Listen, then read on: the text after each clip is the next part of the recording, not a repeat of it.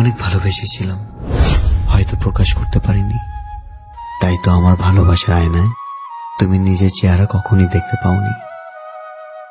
তোমার স্বপ্ন পূরণের জন্য আমি নিজেই প্রতিযোগিতা থেকে নাম সরিয়ে নিয়েছিলাম, আর সেই কথা কাউকে জানতে দেয়নি, তোমাকেও না।